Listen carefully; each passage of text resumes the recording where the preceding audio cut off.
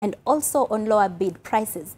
The NSE 20 share index, on the other hand, shed 80.4 points to close at 3,806 points. Now, I need to mention that paper wealth here, Vicky, means that it's just the value that the investors have lost, but they've not cashed in. So, like, for instance, if you bought Safaricom at 20 shillings and then today it comes and it sells and the share drops to 17 shillings and then you don't sell, you've lost paper wealth, but you've not actually cashed in on it. So that, hence the term paper wealth. So today we are still keeping an eye on that, but moving on, Barclays Bank of Kenya has set up a 3-year scholarship program to provide bright but needy students with fees and upkeep money for their studies through university. The bank has set aside 65 million shillings for the 2017-2018 financial year. Now, these funds will be administered through the Higher Education Loans Board, and each student will receive 150,000 shillings to cover tuition, accommodation fee, upkeep money, as well as finance the purchase of a laptop. If fully disbursed in the first year, the funds is expected to benefit at least 430 students. We appreciate the government commitment in terms of the last 4 years. They have increased capitation to us from a meager 2.6 billion in 2012-2013 to last year, to this year, where they will be putting Exchequer will be funding help at a total cost of 7.7 billion. That, of course, coupled with the loan recoveries estimated this year to be at about 4.5 billion, we should be looking at being able to fund the entire 13.1 requirement for this year comfortably. This is truly commendable as we strive to fund at least 40% of the Kenyans enrolled in higher education and TVET colleges. Further to drive diversity and inclusion, we will ensure that the beneficiaries are evenly split between men and women, and that at least 4% of the beneficiaries will be persons living with disabilities. And the beneficiaries will be drawn from all the 47 counties. Now, the Maasai community in Kajiado County is embracing farming as an alternative livelihood and reduce dependence on livestock. More than 100 farmers from Isinya sub-county benefited from a free training exercise on modern farming that seeks to equip them with knowledge and skills required. We plant different varieties of tomatoes, cabbages, watermelons. We do greenhouses, we do open-air farming, and we took this initiative as farmers from around to train each other and try to face our challenges on whatever we are facing. The diseases we are facing as farmers, the problems we are facing as farmers. That is what made us come together and have such forums and educate each other on whatever we are doing. We want to make sure that farmers in Kajiado get the right varieties and the good products. Now, when I talk of the good products, then I mean to say that we have varieties that are not tolerant to diseases and pests. So we want to introduce these crops that are resistant to diseases and pests. So that is why I came with the idea of now going to farmers. So I've met so many farmers that are really in need of my advices. Now, for example, is this farm here. So even as you can see, these farmers are not from this locality. Some are from all the way from Birika, some from Isinya, some Ngong, and some also are from Kiserian. So our agenda is just to make sure that those who have the resources with them utilize them for the benefit of themselves. Beautiful crop there, but I need to mention just quickly that this thing of getting pastoralists into farming is something that has elicited a lot of reactions across different spectrum of the science community, with one side of the scientists saying, yes, it's a good idea to get the pastoralists to go into farming because with climate change and the climate getting hotter and hotter, they cannot sustain the pastoralist way of life. But then there's also another school of thought that argues that it's not right to make the pastoralists to become farmers because farming is not their way of life. Pastoralism is what they know, and therefore interventions that should be given to them should not exactly be farming interventions, but should be interventions that are tailored specifically to their environment. So that is something we'll also be keeping an eye on to see how that plays out. But also moving on, the Competition Authority has rejected the East African Tea Trade Association's application to be exempted from the provision of the Competition Act that says it is against the law to set brokerage commission and warehouse prices. The CAK argues that setting of brokerage fees and commissions by the EATTA is a form of price fixing and therefore is in direct contravention of Section 22 of the Act. The fees set are also higher compared to other tea-producing countries around the world, such as Sri Lanka, and therefore benefiting the brokers and not the tea producers. The East African Tea Trade Association is the body that oversees the weekly tea auctions in Mombasa.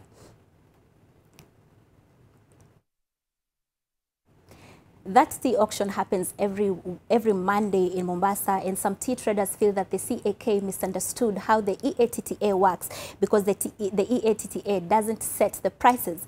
What happens is that all the 5 categories of people who make up the EATTA membership are the ones who set those fees based on agreed upon terms, which is paid in part by the producers and in part by the buyers at the rate of 0.75% and 0.5% respectively, bringing it to a total of about 1.25%. The CAK, on the other hand, argues that under the competition law, the members of a trade association simply cannot agree on prices.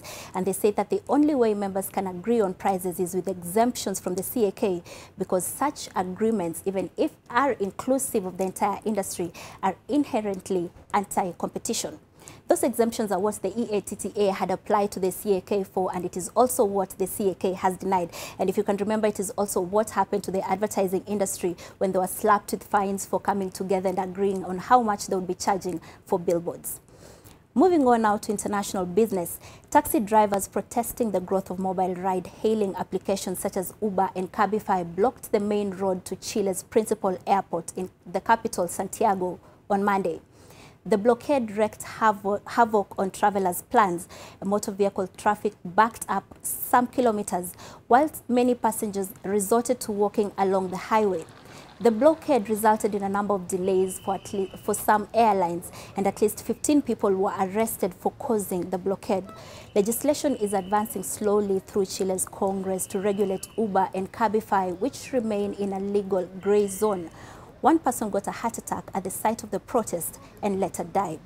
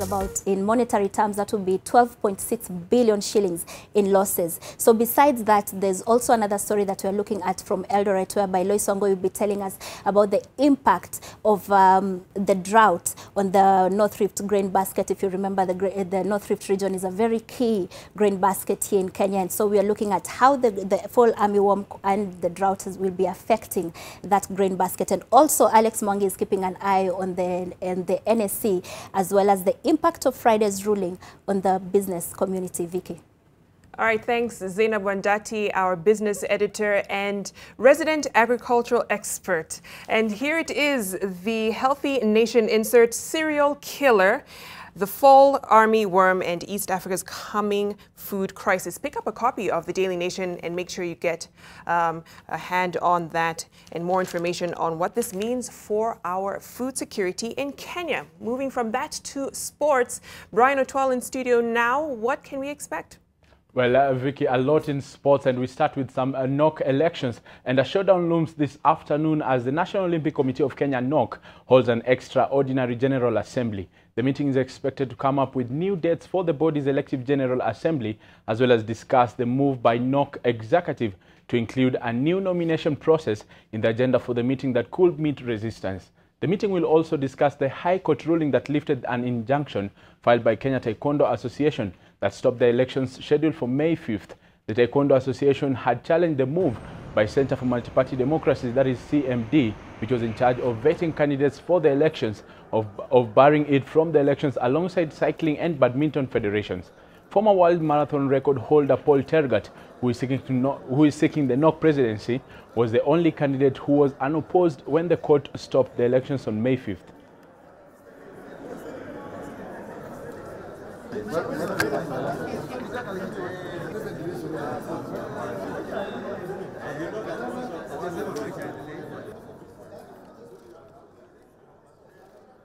Moving on, Kenyan international and Girona FC striker Michael Olunga scored a brace in his debut with Spanish La Liga side, helping them to an 8-0 thrashing of lower tier side CF Ripoll last night. Olunga announced his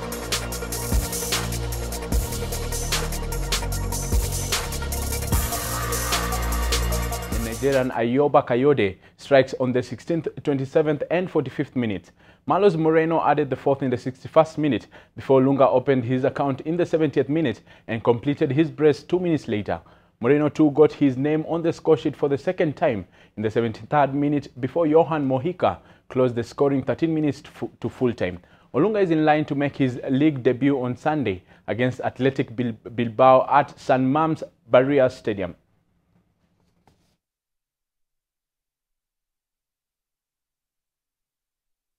Staying with the beautiful game and World Cup qualifiers, African champions Cameroon cannot qualify for the 2018 World Cup finals in Russia after a 1-1 draw with Nigeria in Yaoundé. Nigeria took the lead after 30 minutes through Moses Simon.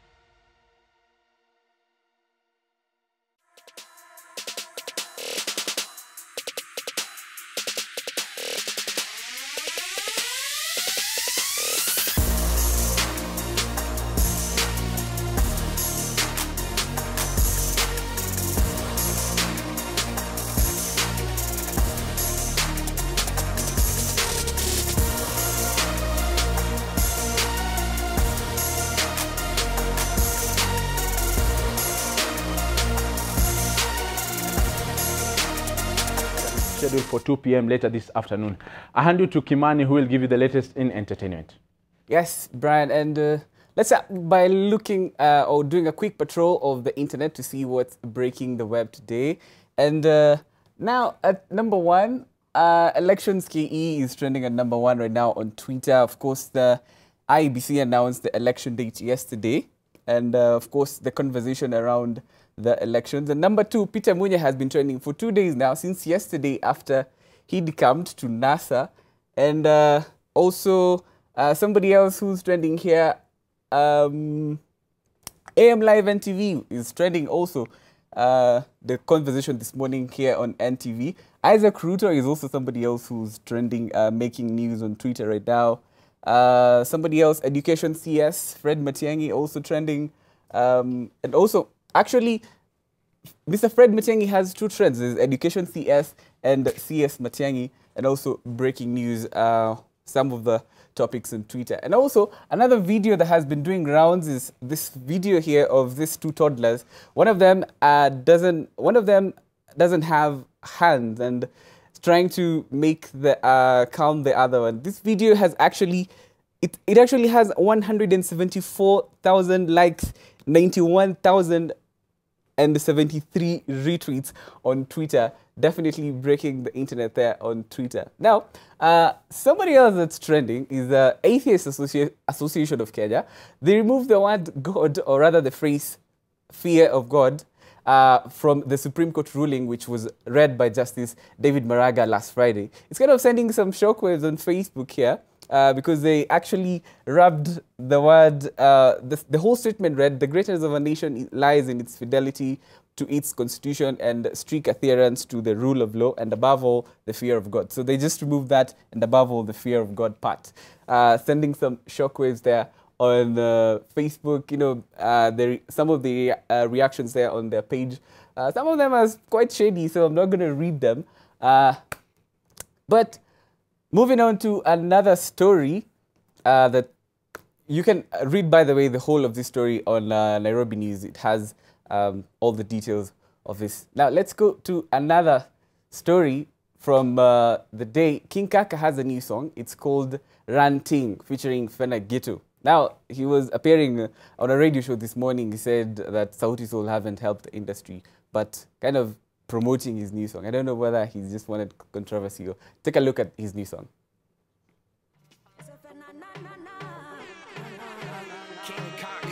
When you come to my city, ask who are ranting. Baby, come, you wanna meet the king and the queen. Phenomenal and Kaka Empire. We came here to school and to mentor ya. When we enter ya, we are ranting. Okay. Things don't run way. Eyo handele, ebu ubakalesa. Mami tukutane ba esa. King na Fenani open bar. Au kujua pesa inaongea.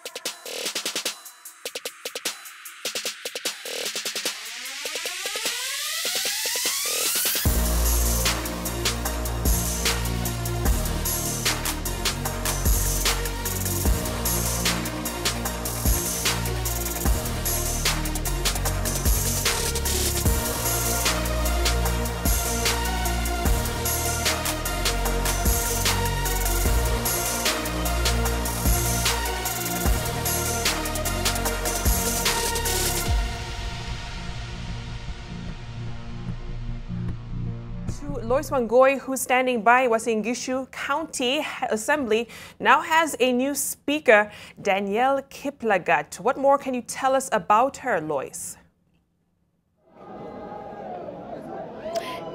Indeed, Victoria Rubadiri, at this particular point, we can confirm that the county assembly of the county of UASIN GISHU has a new speaker, and that is Daniel Kiplagat. During the first round of voting, he gathered 20 votes, becoming the most popular, but he did not meet the recommended 2/3 majority, and so he had to also take that vote again with his closest contender, Christopher Mitei, who had gathered 12 votes. Coming in this second round, David Lagat has been able to gather 27 votes, beating Christopher Mitei, who has gathered 20 votes. And now it is official that the county government of UASIN GISHU under the county assembly now has a new speaker, who is Mr. Kiplagat, who has gathered 27 votes.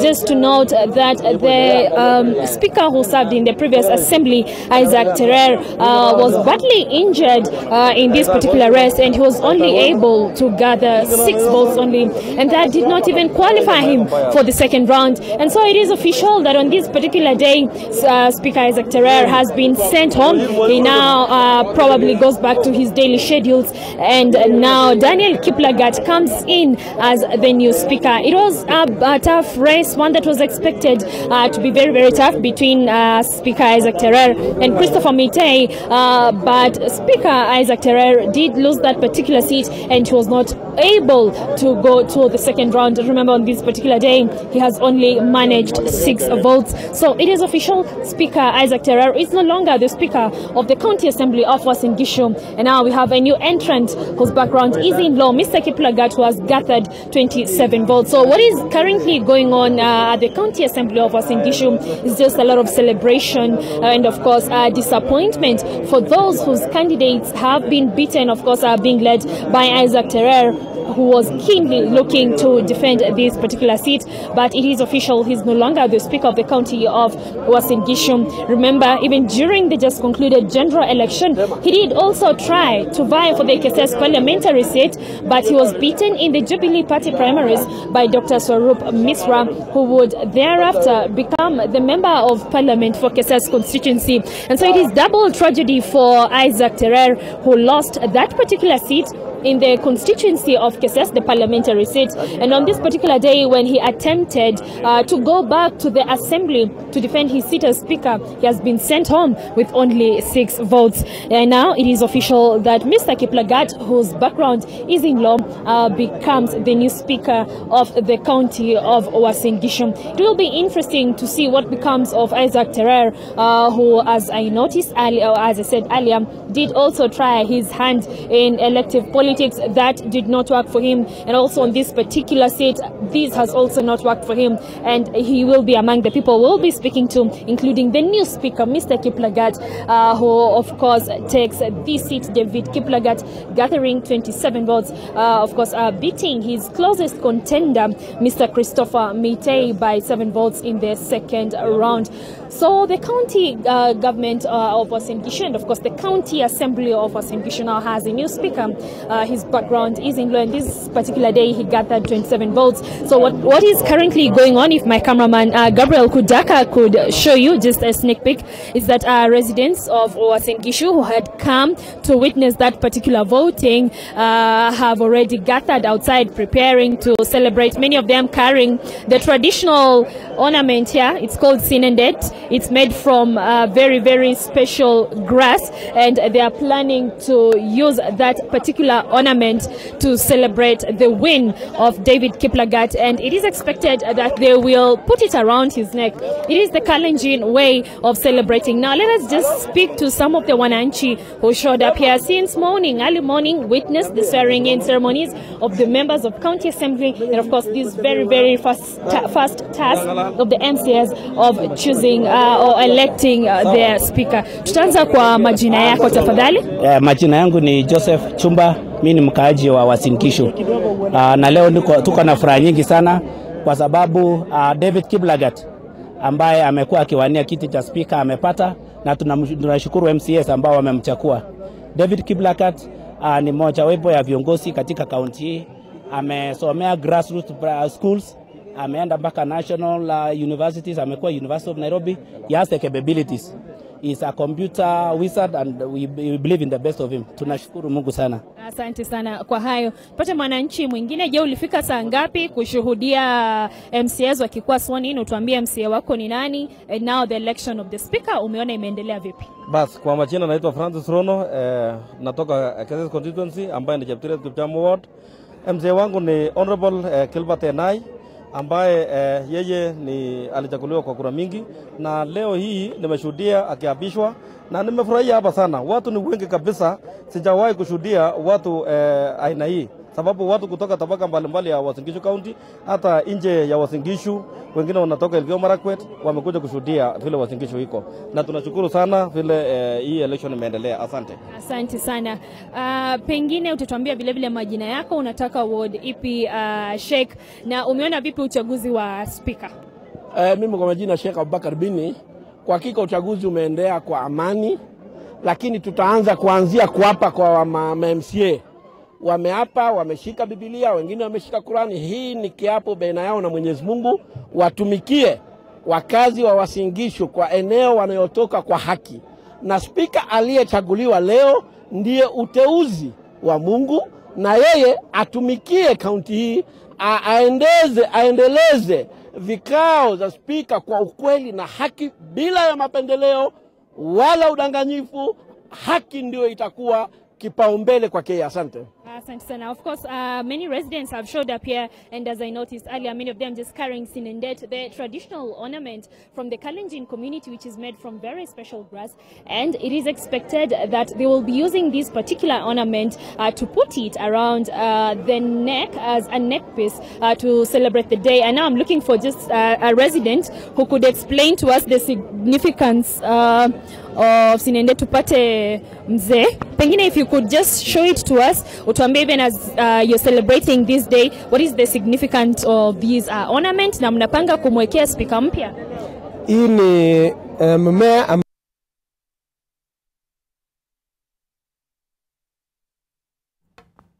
All right, from a celebratory mood in Uasin Gishu County, where they just elected a new speaker for the county assembly there, to a somber one at Chiromo Mortuary, where Gladys Gashanja is standing by. The parents have been giving DNA samples to identify the bodies of the 9 girls who died in a fire at the Moy Girls' School on Saturday. What can you tell us at this hour, Gladys? What more news do you have? Thank you, Victoria. As we speak, as you can see behind me, the Deputy Director for the National Disaster Management Unit, that is Pius Masai, is giving a debriefing to the family members after they finish the process of actually viewing the bodies. Now, one thing he's also informed us about is that this happened simultaneously with the DNA sampling. So those two processes have officially ended. The families are undergoing debriefing from Pius Masai, the Deputy Director of the National Disaster Management Unit, and the information being given to them right now is that as they wait for the results of the post-mortem and the DNA samples, they can leave at will, as this information will be communicated to them through the school representatives and of course officials from the National Disaster Management Unit, but mostly the school officials, even as they go forward. And something else to keep in mind is that talking to some of the family members after looking at those bodies or viewing the bodies, some families are still pulling and tugging on the identification of some of these girls that were died in the inferno at the Moy Girls' School. So it is, the officials are actually insisting that it is imperative that they actually wait until the results of those DNA and the DNA samples comes out, and this, as we said, will happen between 2 and 4 weeks, and that's the only way they can rule out any doubts in as far as who is who in the 9 girls that died in the Moy Girls Inferno. So as I said earlier, the viewing of the body of the 9 girls that died at the Moy Girls School Inferno has been completed completed. The DNA sampling has been done, and now the pathologist and the government chemists have taken over to do the post-mortem bit and also start doing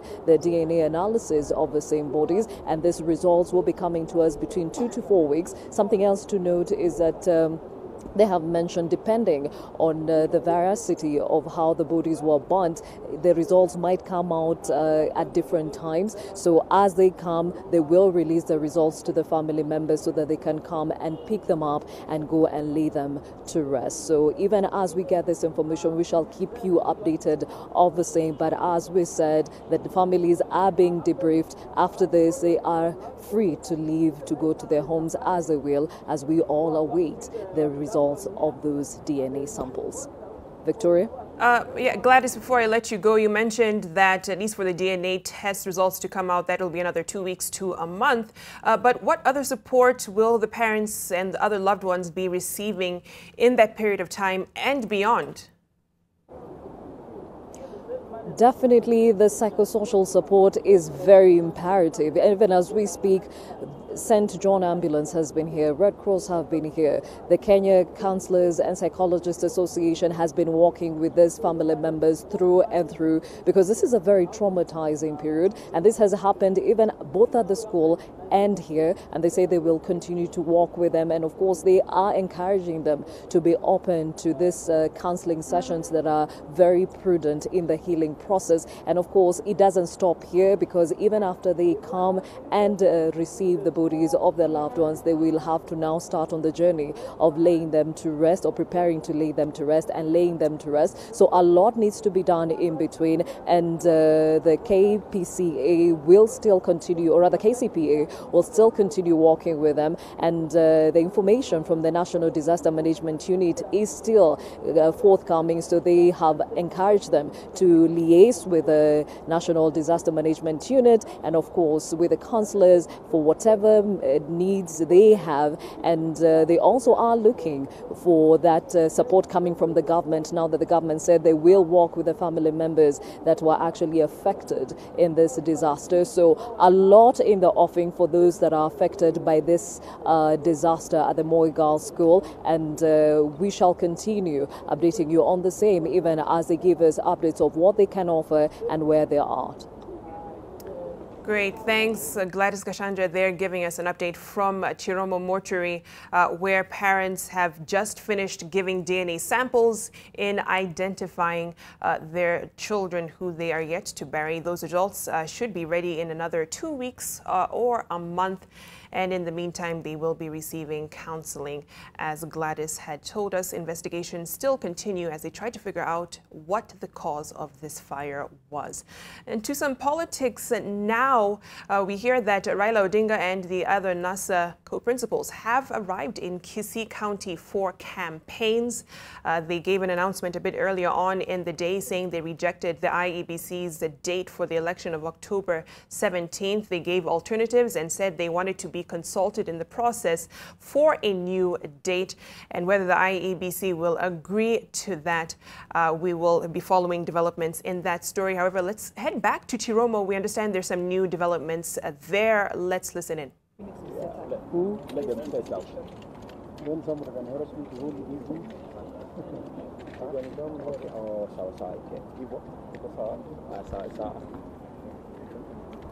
No problem.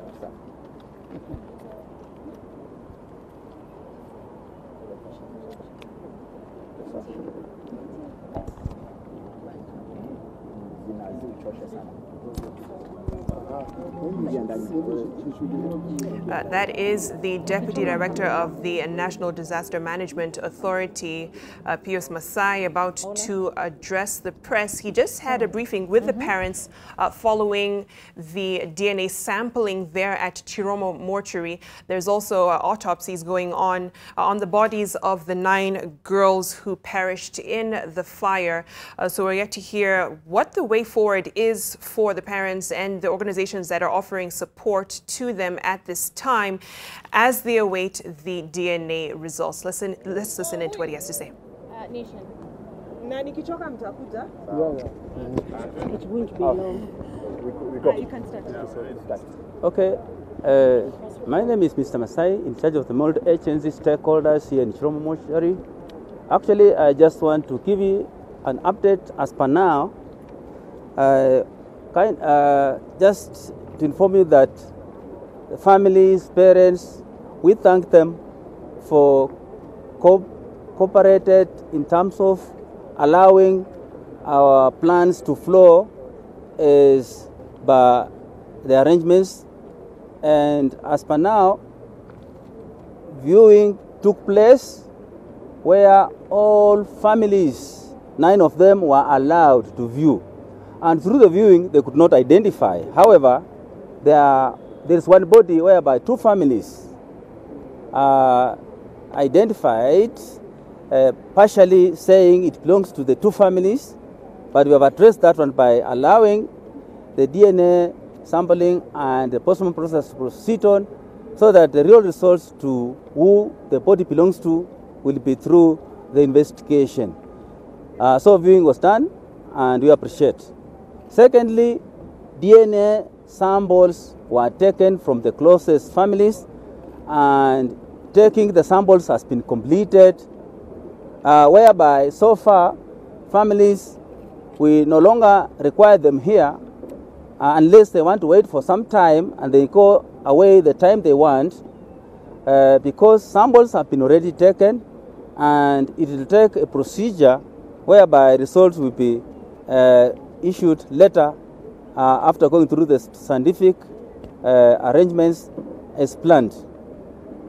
However, we have post-mortem procedures now ongoing, so that further tests are being done through the examination, and further samples taken to support the DNA sampling that had been taken already. It will take a process. We don't know what time they'll finish, but possibly we are aware that the exercise will take a bit of time, but it will end towards the end of the day, since they're using 3 stations, and you will be updated to the debrief after the exercise is complete. We want also to appeal to members of the public to take matters of safety and security into consideration, institutions, schools, to take people to take responsibility to put emergency preparedness plans into place, so that to avoid recurrence of such incidents, in that in case of fire, people need to identify what to do. It's important to have training in schools, learning institutions, public, so that the people are aware that in the event of fire, what is somebody supposed to do. Of course, there is what we call emergency preparedness plan in each and every institution, which is very necessary to give a plan. In case of a fire, we should have fire suppressors, instant, and even fire extinguishers on site. And even inside the building, you require to have markings inside the building directing people. In case of fire, you get these appliances, suppressors here, the switches are here. If you are running for evacuation, you need to evacuate through this area where there are assembly points. So you evacuate safely to the assembly point. And this requires a training and sensitization. And what's important is, in the event of fire, you need to evacuate quickly to a safer place without jeopardizing your own safety first. Then from the assembly point, you need to plan how to deal with the fire. But if the fire was very small, you need to put it off straight away when the fire is still starting off. But when the fire grows and is big, it's not easy to distinguish the fire without proper apparatus. Fire extinguishers can assist to extinguish small fires, but big fires, then you'll call for fire engines to come and support. So what is important here is fires are bad things. They need to be distinguished as soon as possible. But if the fires are big, you need to call the right people who are the firefighters to come and support and extinguish the fire. But all above is the preparedness plan, which is a primary responsibility for every person, every institution. And in your own house, even in school, you need to have what you call an emergency evacuation bag. An emergency evacuation bag is a bag that you can have, which you have your documents your basic things that in event of fire, what do? You just pick that back, then you evacuate yourself safely without minding about other belongings that you have in that building or house. You just send the smoke, get your bag, tell your friend fire, you tap the friend, then get out. And when you're coming out or getting out of the building, you need to come out systematically on a single file, single line. No overtaking, no pulling anyone, but you need to go straight away in a single file outside, far away to the assembly point. Because if you go slowly also and you are many in the building, you will cause a stampede nearby the door. So don't panic, compose yourself and get out. And never go back again. Even if you've caught anything that you feel is important for you, never go back, because you'll become a victim of circumstances. That's what I can advise you. And also schools, organizations, if you want training free from the National Disaster Management Unit, as you are hereby, the National Police Service provide leadership. You can write to the Inspector General National Police Service, then we can organize for you the trainings, because first, who comes first and given the services? You are many. So what you can do, we have taken the responsibility to train universities, schools, but you are too many. And it should be a skill, a knowledge that should be shared and owned by everyone. It's a responsibility for the counties, schools, the disaster manager committees to take their own responsibilities to have trainings. But if you need support from an organization or institution like ours and others, communicate and you'll be supported to get the right training and sensitization. Thank you. Just probably if you can also get us to hear from the Vice Chair of the school board in terms of investigations, the latest. You can just move closer this side. Thank you. I think you can just move where what Masai has said has given good coverage, and that is the professional detail about what has gone on and where we are up to now. The only thing probably I would add to that one is we know parents are very anxious about the results, and he has mentioned how long it will take. We have set a desk at the Moying Girls Secondary School so that desk there will be somebody who will be able to communicate, because we are told the results will come at different times, sometimes even a duration of a week. So, but we want to serve the parent who will get the results immediately. So there will be a desk over there, they will get in touch, and then we will even be able to call the parent ourselves so that they can go and get the results. We have also been told by the mortuary here that they will have that information. So even parents can pick that information from here. So basically I think that's what we can say as at now, as we continue with the process. And maybe just to add on something also, as you have heard from the parents when you are doing a briefing to them, we got communication from the National Disaster Operations Center at Nyaya House, Kano Wino, telling us that he's reiterating on the statement of the acting CS Interior on support of the victims. Through his office, working closely with the Minister of Interior office, the families have been advised the procedures as a practice, how they'll be supported in terms of how to get their families or the relief from the mortuary, the cost, what the government will do as a practice. They have been advised accordingly. So there is that procedure through the National Disaster Operations Center. But as I said the other day and even yesterday, about support of victims, the most affected and others in the school, any well-wisher is allowed to do that. In the school, we have opened a family victim support, whereby anyone with food and non-food items is supposed to approach the school and hand over any support to the school. It will be recognized and it will be appreciated. Thank you. My question was just because you know the government is already conducting investigations, and being a member of the board of the school, might you be having any info you'd like to tell members of the public when it comes to investigations, and also what sort of support is the school going to give the parents, the families? Now the government has clearly indicated, I think with the CS, the support that the government will give. We have received from the county government, the governor, the letter indicating the support, particularly the reconstruction. Because as the CS said, you heard that we have to get the form for students coming as early as end of the week. After 2 weeks, we expect the others to come. That requires a very fast-tracked type of a system. And we are trying to handle it in such a way that when children come, they are not traumatized. We will zero off that area. We will put in some fabricated places where the children will be admitted. So that will be in place, and the management is working with the administration of the school very fast to ensure that is done so that the exams are not disrupted or the knowledge to the children is not negatively affected.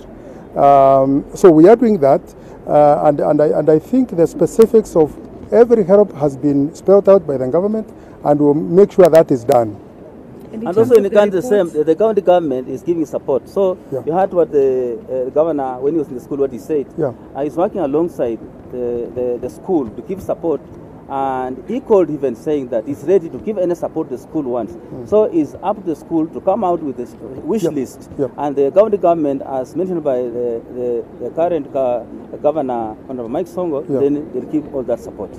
Now the thing I also mentioned, which I think Mr. Masai mentioned there, is what we have just received a few minutes ago about some people imposting themselves. Somebody has been calling around and they're saying they know the child, one of the child of the victim, who is already here, is somewhere in a certain hospital. In fact, they are specifying Aga Khan and on, and we know those are imposters, they are cheat, they want to lure the parents so that maybe they can get them something, while we know every child as at now has been accounted for. So there is no issue of anybody coming to parents or to anybody, tell them your child is here and here and here. Fortunately, I think we are grateful Mr. Masai has got that communication, given them the CID, our government agencies, so that they can follow up with those type of people. So we are also cautioning the parents, the relatives to be careful about that. Yeah, we're warning those imposters because people have already been calling parents to give out some money, parents to visit certain places, and we're warning those imposters because already we have been reported, the parents have been directed to the CID, they have taken up this matter. So if there is anyone calling you saying that some students are somewhere in hospital, that's a great lie. Don't give out any money, don't even visit those hospitals. We know the cases that you are looking for, the 9 cases are here in Ichiromo. So any other cases being reported elsewhere is another case, not for this one. So we caution these parents, don't even give out anything, even don't visit because they might do anything not to do. Thank you so much. Come. All right, that was the NDMA Deputy Director Pius Masai speaking to the press and giving an update of the activities there at Chiromo Mortuary. We'll be getting the latest from Gladys Gashanda at the top of the hour, as well as the NASA leaders who are campaigning in Kisii. Oko Okusa has been keeping tabs on that and will give us an update in the 1 o'clock news hour. Stay with us. We're taking a short break. We'll be right back.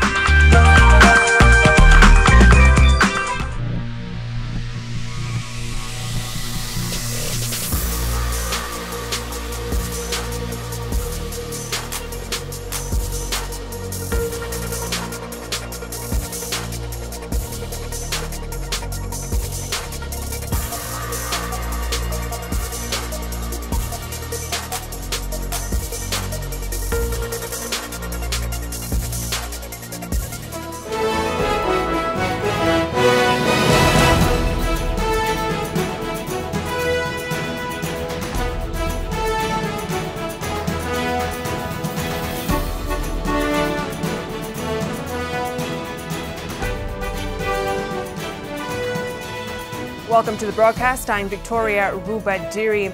Now, the government chemist and pathologist will embark on identification of bodies recovered from the Moi Girls Nairobi School dormitory, which was razed last week by a fire. A collection of DNA samples has already started.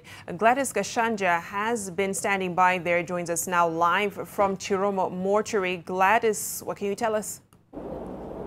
Thank you, Victoria. Yes, that process of getting the DNA samples already ended, and of course the viewing of the bodies by the family members also ended just a few minutes ago, and the debriefing of family members by the National Disaster Management Unit also just ended a couple of seconds ago. Now, to be very precise on the information they've just been given in the debriefing, they've been told that now that the two processes are done, the government pathologists, or rather the government chemists and pathologists, have now taken over to analyze the DNA samples and of course do a post-mortem and also get samples, other samples that might support the identification of these bodies. Now, they say depending on how bad the body is charred, it depends on how or when those results will be released, and some might be coming out as soon as in a few days or in a week's time. Remember, earlier on we had been given an indication that results of DNA samples and those of post-mortem might be coming to us between 2 to 4 weeks, but now they have revised that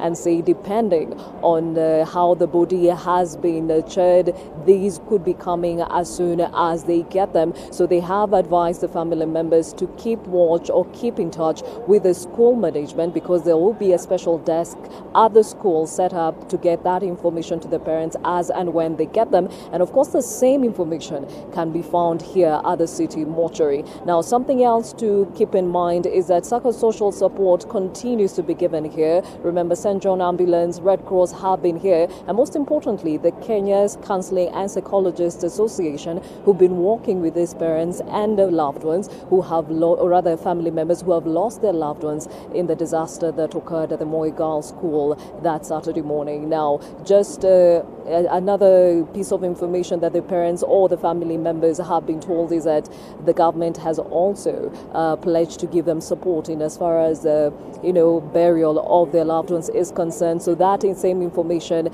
has been passed on to them, and they can get the necessary support as and when they receive the bodies of their loved ones. So as we speak, the family members are getting ready to leave the premises of the city mortuary. For those that are actually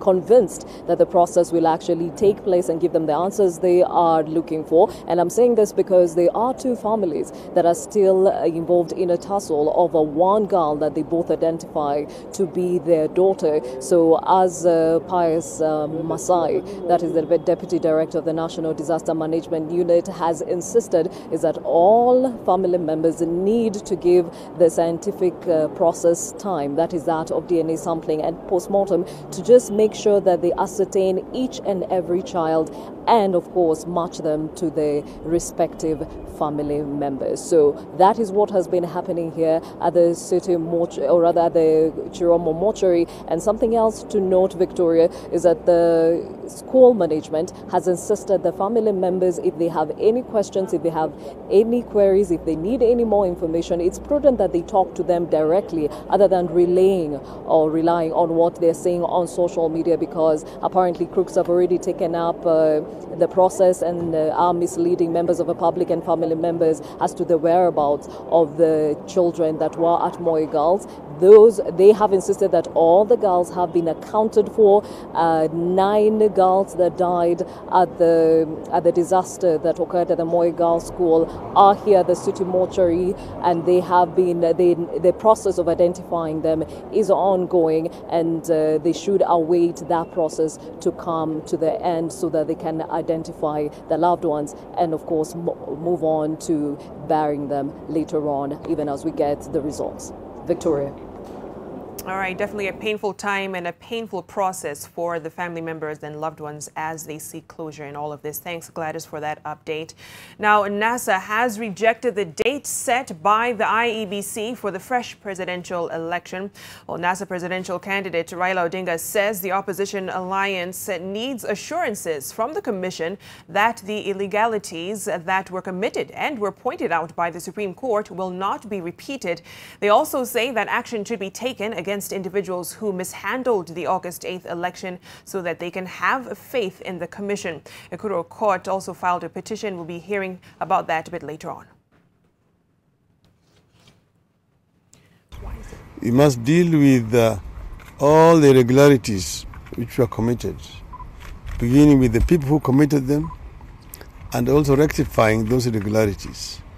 One was, in terms of transmission, there was no problem at the polling station, the counting, but we had a problem with the transmission of results from the polling station to the constituency tallying center and to the national tallying center. And then the other one is from the constituency tallying center to the national tallying center. That's where there was a problem. That's from 34As and 34Bs.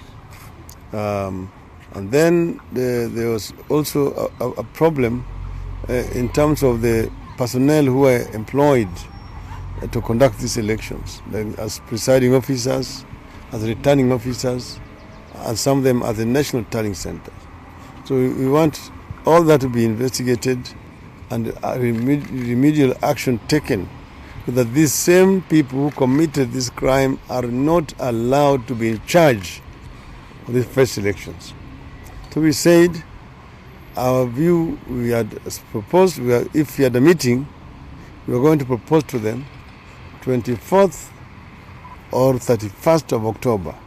But that is subject to those conditions being met. And still on that, Third Way Alliance's Ekuru Okot says that he will move to the Supreme Court to seek an advisory opinion over IEBC's decision to lock him and 5 other candidates from taking part in the fresh presidential election set for the 17th of October. The IEBC, while announcing the new date for the presidential election, said the repeat poll will only involve petitioner Raila Odinga and the incumbent President Uhuru Kenyatta. The IEBC also said there would be no fresh presidential nomination. In its decision, the commission followed an interpretation of what a fresh election means, a judgment that was offered by the Dr. Willie Mutunga-led Supreme Court in 2013. Dr. Ekuru Okot will also be suing the IEBC chairman Wafula Chebukati for contempt of court, saying he failed to follow orders given by the Supreme Court to open the commission's servers for scrutiny.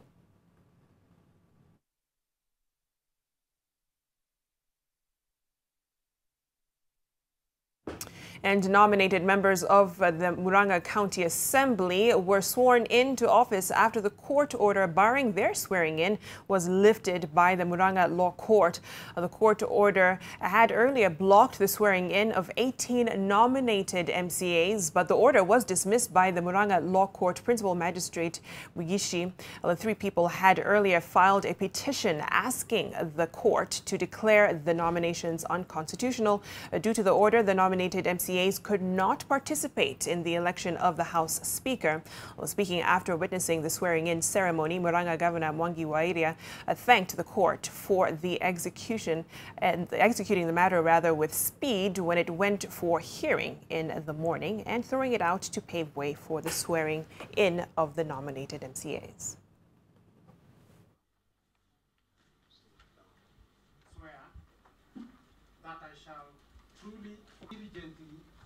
My duties and perform my duties, uphold, preserve, protect.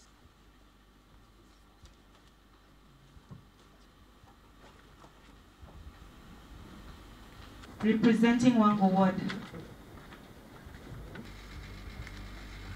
As a county, we do respect the law, and we first of all ensure that we only swear in the elected ones, and then when the order was vacated, then we proceeded and completed the process, because today was a gazetted day for swearing in. So we as a county government, we are glad now we have a fully operational executive, so to speak. Unajua kuna watu wameanza kukimbia kotini kusema bunge ya Murang'a si constitutional kwa sababu walichagua speaker kama hatuko. We as the nominated members, we are comfortable with the speaker. Nduati Kariuki, hata kama hatukuwa sisi, we are supporting him and he is our speaker.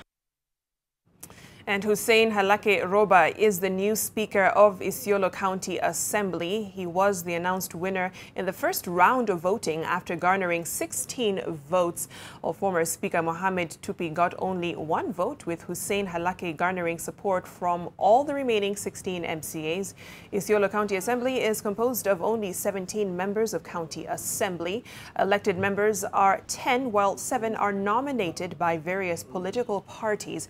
Halake vied for the Senate position during the August 8th election and lost to Fatuma Dulo, coming second in the tight race. The newly elected Speaker promised to ensure that there is no repeat of the unnecessary conflicts between the Assembly and the Executive as witnessed during the previous administration.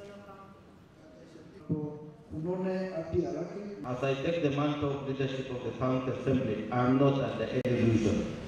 The tasks and responsibilities ahead of me and other leadership that will be elected to various offices are enormous and challenging. The task before us will require exceptional commitment. And I repeat again, the task before us will require exceptional commitment, focus, harmony, and the unity of purpose in the performance of our constitutional mandate. And in business news, Barclays Bank of Kenya has set up a 3-year scholarship program to provide bright but needy students with fees and upkeep money for their studies through university. The bank has set aside 65 million shillings for the 2017-2018 financial year. The funds will be administered through the Higher Education Loans Board. Each student will receive 150,000 shillings to cover tuition and accommodation fees, upkeep money, as well as to finance the purchase of a laptop. If fully disbursed in the first year, the fund is expected to benefit at least 430 We appreciate the government's commitment in terms of the last 4 years. They have increased capitation to us from a meager 2.6 billion in 2012-2013 to last year, to this year, where they will be putting Exchequer will be funding help at a total cost of 7.7 billion. That, of course, coupled with the loan recoveries estimated this year to be at about 4.5 billion, we should be looking at being able to fund the entire 13.1 requirement for this year comfortably. This is truly commendable as we strive to fund at least 40% of the Kenyans enrolled in higher education and TVET colleges. Further to drive diversity and inclusion, we will ensure that the beneficiaries are evenly split between men and women, and that at least 4% of the beneficiaries will be persons living with disabilities. And the beneficiaries will be drawn from all the 47 counties. And the Maasai community in Kajiado County is embracing farming as an alternative livelihood and reduce dependence on livestock. More than 100 farmers from Isinya sub-county benefited from a free training exercise on modern farming that seeks to equip them with the knowledge and skills required.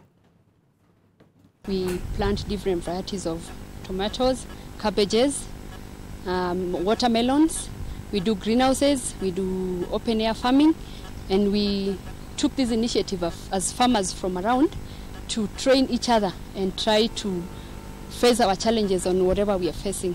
The diseases we are facing as farmers, the problems we are facing as farmers. That is what made us come together and have such forums and educate each other on whatever we are doing. We want to make sure that farmers in Kajiado get the right varieties and the good products. Now, when I talk of the good products, then I mean to say that we have varieties that are not tolerant to diseases and pests. So we want to introduce crops that are resistant to diseases and pests. So that is why I came with the idea of now going to farmers. So I've met so many farmers that are really in need of my advices. Now, for example, is this farm here. So even as you can see, these farmers are not from this locality. Some are from all the way from Birika, some from Isinya, some Ngong, and some also are from Kiserian. So our agenda is just to make sure that those who have the resources with them utilize them for the benefit of themselves. And China says it is committed to pushing for a free trade regime and is calling on developing countries to cooperate on not just business, but also political security matters. Speaking during a meeting involving Brazil, Russia, India, China, and South Africa, also known as BRICS.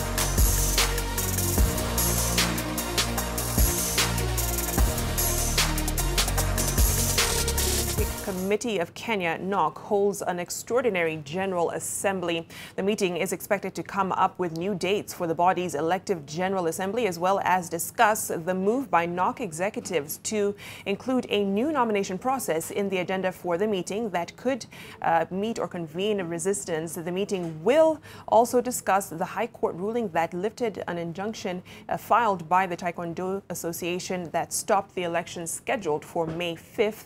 The Taekwondo Association had challenged the move by Center for Multi-Party Democracy, CMD, which was in charge of vetting candidates for the elections, of barring it from the elections alongside cycling and badminton federations. Former world marathon record holder Paul Tergat, who is seeking a NOCK presidency, was the only candidate who was unopposed when the court stopped the elections on May 5th.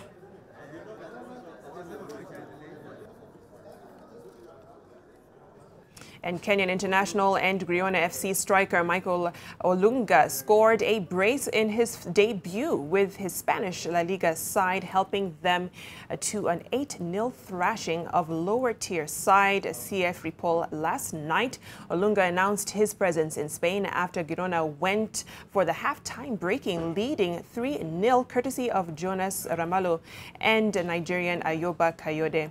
Strikes on the 16th, 27th and 45th minutes. Marlos Moreno added the fourth in the 61st minute before Olunga opened his account in the 70th minute and completed his brace 2 minutes later.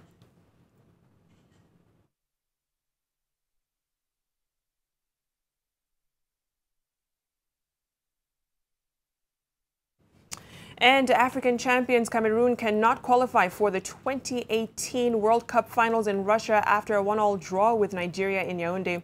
Nigeria took the lead after 30 minutes through Moses Simon.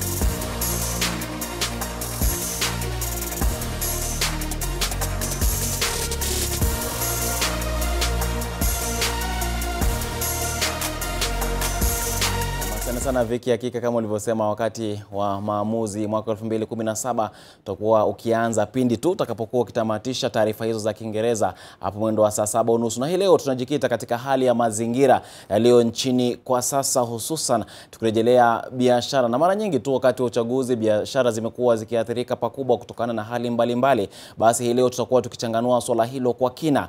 Kenya inapitia hali ambayo si ya kawaida kwa sasa. Kipindi cha uchaguzi kimerefushwa na kuna siku 42 zaidi iwapo hali itakuwa kama ilivyopangwa na IEBC kabla ya kipindi cha marejeo ama uchaguzi mpya wa rais kuandaliwa. Kwa hivyo katika kipindi hiki shughuli za biashara zitakuwa vipi? Kumekuwa baadhi ya mataifa ambayo yamekuwa yakihofia hata kuwatuma wananchi wao katika taifa hili. Wafanyabiashara mbalimbali na wawekezaji wamekuwa wakiathirika, na kumbuka pale ambapo mahakama ya juu ilitoa uamuzi, pia kulikuwa na kudorora kwa ile fedha yetu hapa nchini ama thamani ya shilingi yetu ikilinganishwa na ile ya dola. Kwa hivyo haya ni baadhi ya masuala ambayo tutakuwa tukijadili hii leo katika kipindi chetu ili kuweza kujua haswa ni kwa nini lazima biashara ziathirike katika kipindi hiki, na tuweze kupata suluhu au mapendekezo namna gani tunastahili kufanya kuhakikisha kwamba shughuli za biashara haziathiriki kila mara kunapokuwa na uchaguzi. Na vile vile mtazamaji, katika makala yetu ya maamuzi mwaka 2017 tutakuwa tukiangazia matukio katika maeneo mbalimbali nchini, kujua ni yapi yanajiri wapi,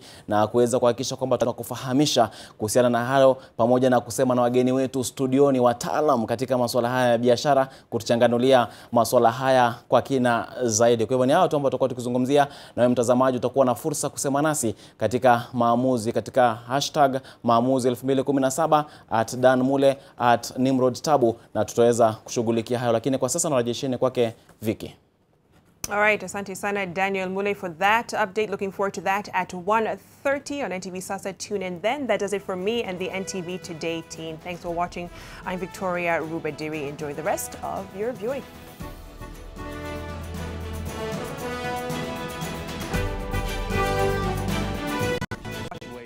Even though I don't expect the president to go out of his way to push for this. Yeah, go ahead, John. Last word. Look, just, you know, the prospect of Trump pulling a Nixon in China on immigration with comprehensive reform in DACA is fascinating.